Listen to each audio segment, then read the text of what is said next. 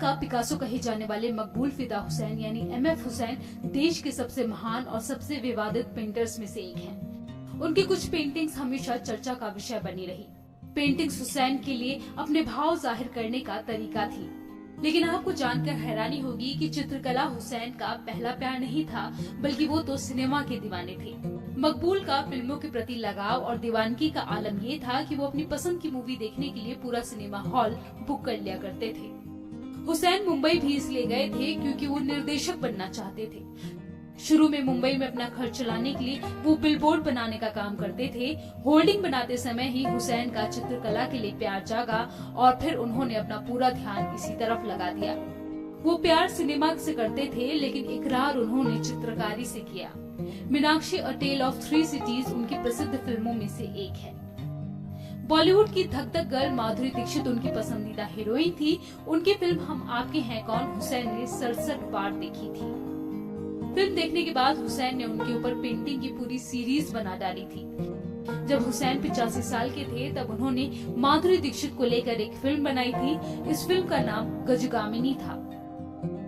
माधुरी की दीवानगी की वजह से बनाई गई इस फिल्म का बजट 2.5 करोड़ रुपए था, जबकि फिल्म की कमाई केवल 26 लाख रुपए की ही हुई थी। हालांकि हुसैन ने कभी इस बात का अफसोस नहीं जताया। हुसैन आखिरी समय तक माधुरी के दीवाने रहे। जब काफी समय बाद माधुरी ने आजा न चले के साथ बॉलीवुड में दूसरी पारी की शुरुआत की तो हुसैन ने दुबई में लैम्सी सिनेमा को पूरा बुक कर लिया था। वह तब्बू और विद्या बालन के साथ भी काम करना चाहते थे।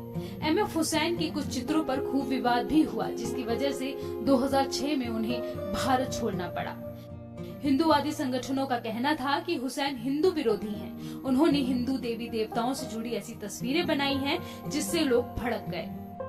1970 में हुसैन ने एक ऐसी ही पेंटिंग बनाई थी जिसे 1996 में विचार मीमांसा पत्रिका में छापा गया था। इस पेंटिंग का नाम था मकबूल फिदा हुसैन पेंटर या कसाई।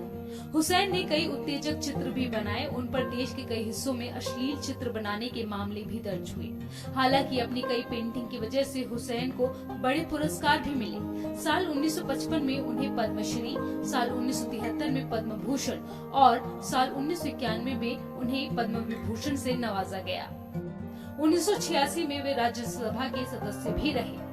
हुसैन नास्तिक थे और किसी धर्म को नहीं मानते थे। इस्लामी संगठन ने भी उन पर ईश निंदा का आरोप लगाया था। विवादों की वजह से हुसैन को जान से मारने की धमकी मिलने लगी थी, इसलिए वो भारत छोड़कर दोहा में बस गए। हालांकि 2010 में उन्हें कतर की नागरिकता मिल गई, लेकिन 9 जून 2011 को लंदन में वो दुनिया को अलविदा कह गए।